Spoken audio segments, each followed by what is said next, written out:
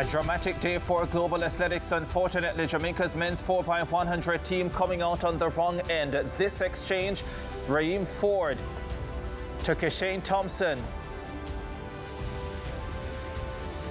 Not a good one for the Jamaicans. The Baton going down, and the land of wood and water, the team who had to go to London to qualify after two mishaps at the World Relays, are unable to get it right at the World Championships in Tokyo, Japan. And so the final, which will be the last event, that will be on Sunday morning, will be contested without the black, green and gold. The country who had two men in the 100 final, and they finished 1 and 2, but they won't be in the 4x100 final. Welcome back to Return to Tokyo. We're talking about the men's 4x100, as by now you might have well picked up. Daniel Dowie, Bruce James and Warren Ware are still with me. And I'll start with you, Warren. I remember you running third legs for Calabar on 4x100 teams, most of them successful, so you have experience there.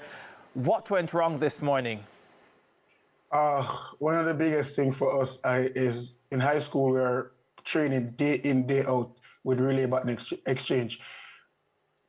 Practice makes perfect.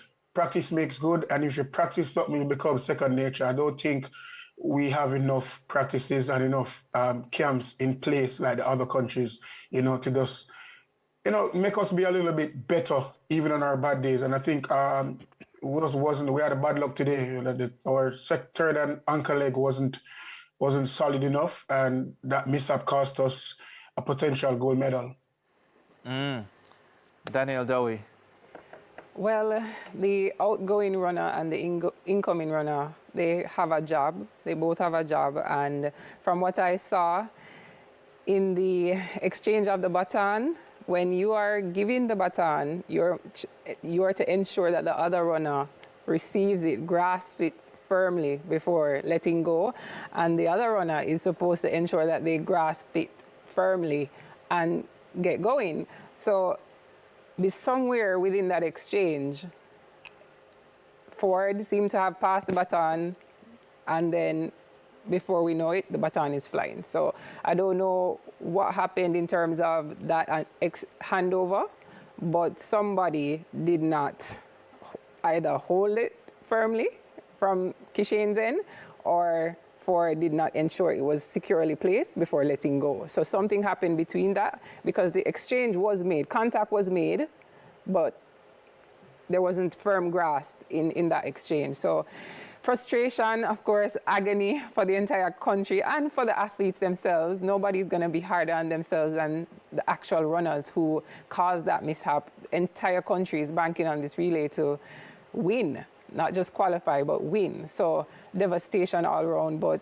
both runners have to figure out, where that mistake happened. Bruce James, how do you assess it? There are two basic general approaches to baton exchanges in the 4x1. There is the conservative approach and there's the aggressive approach. The conservative approach means that the athletes are going to get the baton, the incoming runner gets the baton to the outgoing runner very early in the zone.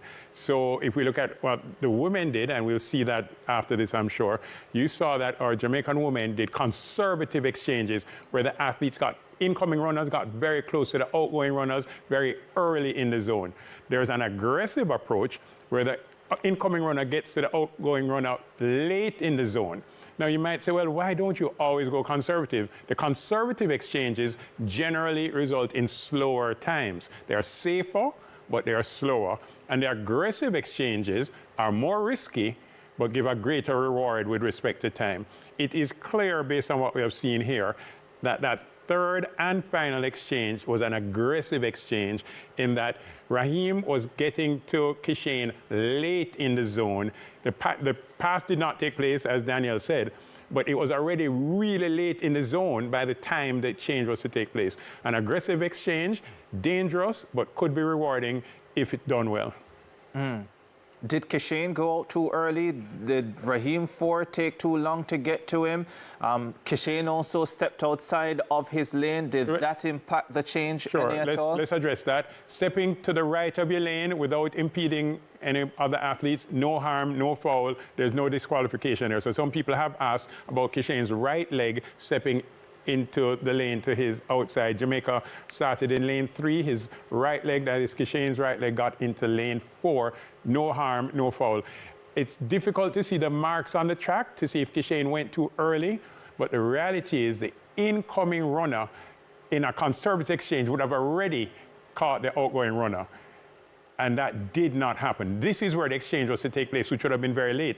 Let's look back at London, and I'm not asking the producer to bring the London race up, but in London, Cadron Golson ran the third leg, handed over to Kishane Thompson very late in the zone, and it worked. We got 37.80 is my recollection. Yes, so much so that the commentator wondered if there might be a disqualification. And it did not. We weren't disqualified at the London Diamond League. That's how we qualified, with a late aggressive exchange. Again, simple terms, bigger the risk, bigger the reward, but let's just recognize when there's more risk, there's exactly that, more risk, and that was what we saw here. Do you think the stepping out of the lane impacted the change, though? I doubt that. I understand the part about the disqualification potential. Let me tell you, I doubt that. The aim on the final exchange is that the outgoing runner should be as far to the right of the lane as possible, not outside your lane, obviously, but as far, and that the incoming runner should be on the inside of the lane to the left. So Kishane being to the far right is not a bad thing. It allows his left hand, which is the outgoing runner's hand for the anchor leg, to be in the center of the lane. So I really didn't have a problem with Kishane being to the right of the lane. I would have preferred that they did, and obviously we can say this in retrospect, a conservative exchange, in that get to the outgoing runner before you get to the check mark, which is the first 2/3 of the zone. The zone is 30 meters long. And again, viewers, when we look at the women, you're going to see that at this stage where Kishane is now is where Janelle Smith received the baton from Tina Clayton. So the women did a conservative exchange and qualified with the second fastest time, whereas the men did an aggressive exchange but didn't make the baton change. Yeah, that is the moment that Kishane, the baton, made contact with Kishane's hand, and it was clearly let go by Raheem Ford before Kishane Thompson grasped it fully. And then there might be questions about whether Kishane should have done a better job once it touched his hand. Warren Ware, what do you make of this all? One can say, I see several things. As Bruce said, I think we should have gone for the safer exchange. Kishane is pretty quicker than anybody on the ankle leg. If we have gone for safer changes, more back into the zone than just keeping it so late, the bigger the risk, the bigger the reward, but sometimes the risk isn't worth it. We should have gone for a safer exchange. We'd have been in the money, would have been in the finals.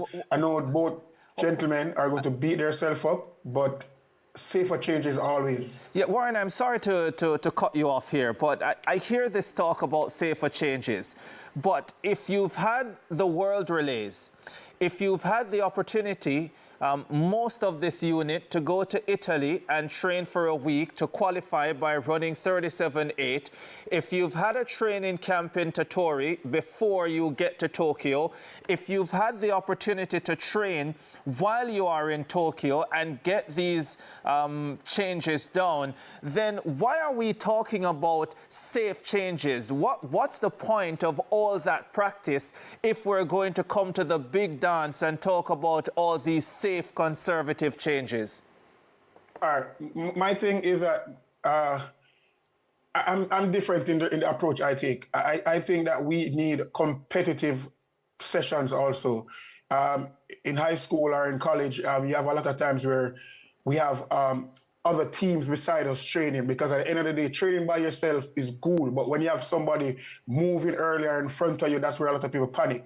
So I do think we need a lot of sessions, and we need a lot of run a more relays outside of these competitions. The other countries do it day in, day out. We're not too big to do it. We need to do it. Obviously, we've been coming here for years and keep missing up, so we need to take a different approach. And I think we need to compete more in the 4x1 with a group of guys ever so often. We focus a lot on that final change, by the way, but in my estimation, it was generally a below par performance from the Jamaicans. Akeem Blake, in my estimation, was ordinary on the first leg at best.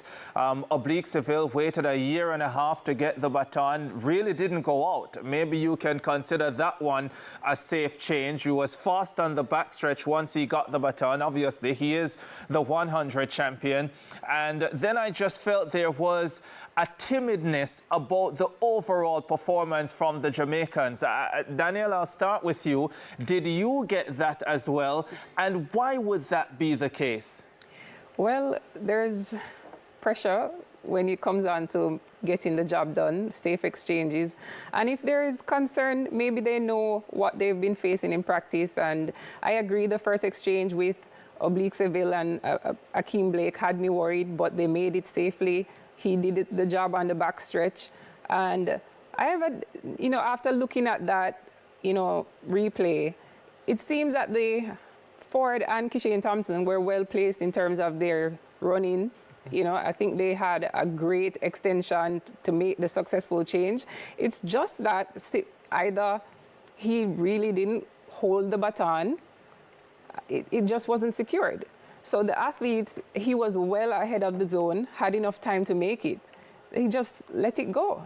Yeah. I'm sure it wasn't intentional, but that's what it looked like to me. So the coaches clearly did their job in terms of making sure, Ford and Kishane had the right steps in order for them to meet in a, early time within the exchange zone. Yes. But the exchange just was not made. You are supposed to make sure that the outgoing runner holds the baton firmly before you let go. And obviously, if you're receiving the baton, you don't, keep your hand steady and hold the baton. So that just was not done. Yeah, Bruce, I'm not sure if it's fair putting this question to you first, but I'll do it anyway.